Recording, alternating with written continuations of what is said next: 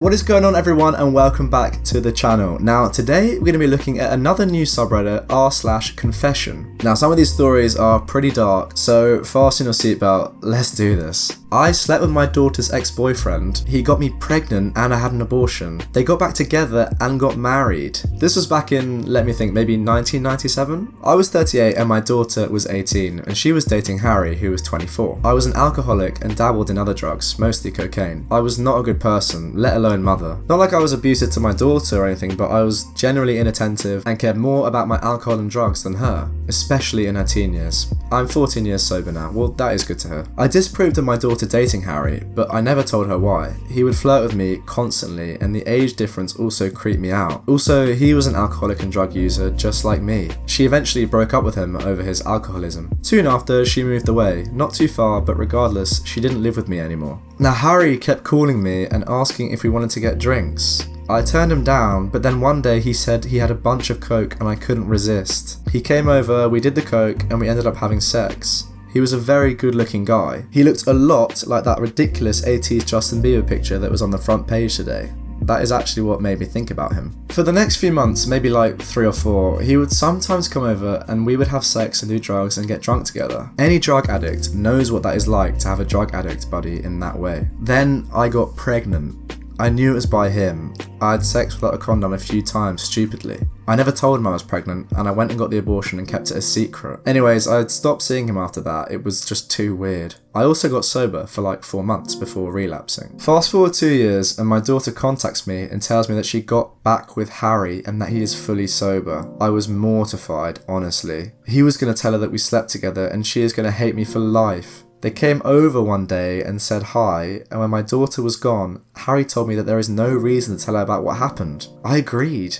It's been 16 years of marriage on their part. They have a kid together. Harry got cancer, then beat it. I got sober. That's basically it. I don't see them very often. They live in Texas and I live on the East Coast. But whenever I do, there is always that tension between me and Harry. It's literally the first thing that comes to either of our minds. I can just tell. Not like sexual tension, but like, why did we have to do that? What the hell is wrong with us? Kind of tension. I think about this often, especially when I see my grandson. I always think that could have been my son if things had gone differently, but wow, what a disaster that would have been if I decided to keep that child. And stories like this are the reason why I've decided to come to this subreddit and make a video. Wow. Having sex with your kid's partner, getting their abortion, and then them getting back together.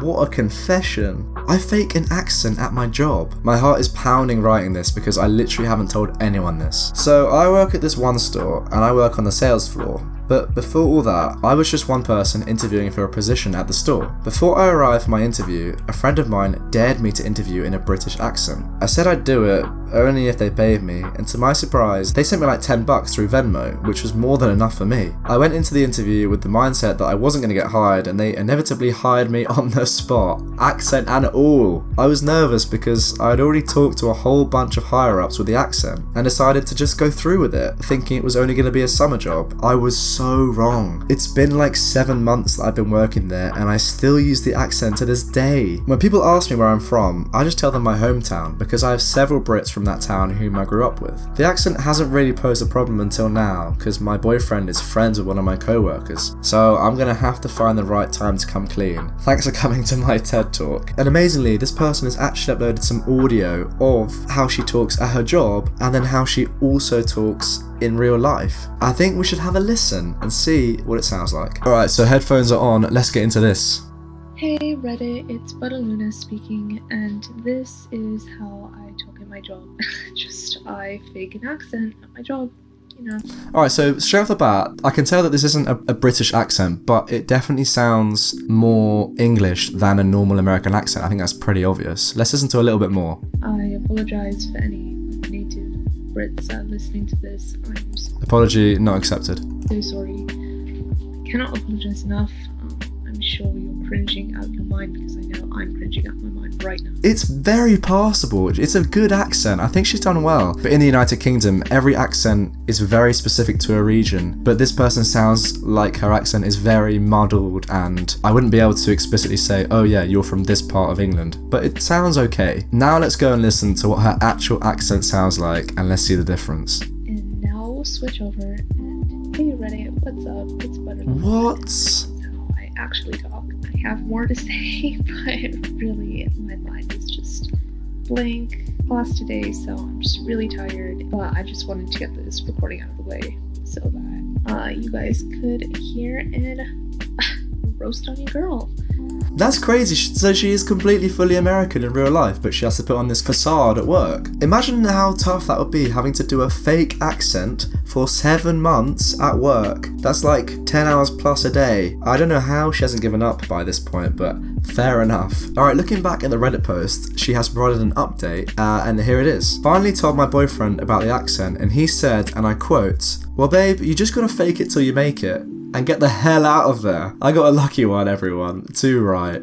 I had sex with my cousin, who is also my other cousin's ex. So I went on vacation to Argentina, family's home country, in the summer of 2017. We usually go there every single summer of every year, and it's so annoying because there's like no internet over there since our family lives in the rural areas. That is a first world problem. But thankfully there was a place which had Wi-Fi near me, which was where my cousin lived. My cousin was 19 years old, and she is the daughter of my grandma's sister from my mother's side. She once dated another cousin of mine from my dad's side, sort of irrelevant though. I would sleep in my grandmother's house, which is about a 5-minute walk from my cousin's house. So on this trip to Argentina, it was pretty nice. I'd lost about 30 pounds since I was there last time, and puberty was starting to put in its work. I was 17 at the time, and I would often go to my cousin's house because that was the only way I was able to get on YouTube and social media. I loved going there because everyone was really friendly to me and they loved me. In the house, it was my cousin, let's name her Kate, her younger brother, 16, and her older sister, who was 24. We were all pretty cool, but me and Kate started to get a little close. I always found her cute, but never really acted on it because, one, if she didn't like me, she could tell my family and they would shame me, and two, I could tell before she never really liked me like that. I got a phone in Argentina, so that way I was able to text and call there, and ended up putting Kate's number in. We would text here and there, and sooner or later we started to flirt a little. Our families would go to the beach together, and in the water we would hold hands under the water or on the way home in the back seats. She would climb on my back and I would give her piggyback rides. So well, we would text and flirt on the phone at night when I had signal, and when I would go over we would just joke around. I asked my mum to let me sleep over and she said that it was fine. So when the night finally came, I was given the room right next to hers. So okay, you know what I already had in mind. We start texting and flirting while in our separate rooms, and she tells me, "Let me know if you get cold." And I responded,